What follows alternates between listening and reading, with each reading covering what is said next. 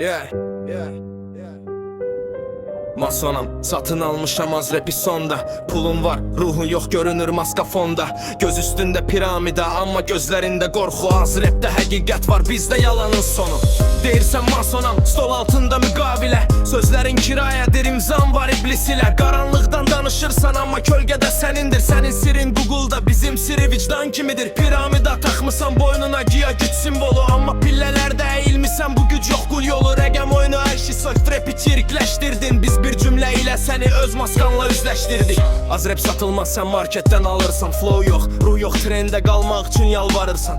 Masonik poza, qara klip, süni mistika. Söz boşdursa heç bir simbol verməz sənə lütdəyə. Sən yuxarıdan baxırsan amma xalq səni görmür. Biz aşağıdan gəlirik amma səsimiz ölünmür. Rapi gizli locaya salmaq istədin, alınmadı. Çünki küçə həqiqəti qapalı, qapı tanımadı. Oyun köhnədir, qardaş adını dəyişmisən.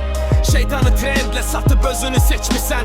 Biz işıq daşımırıq amma qaranlığı tanıyırıq. Sənin qorxduğun sualları biz açıq soruşuruq. Pis deyil bu, bu diaqnozdur. Maska düşəndə görünəniz budur. Masonam deyib diqqət yığmaq asandır. Amma söz çəkisi yoxdursa hamısı yalandır.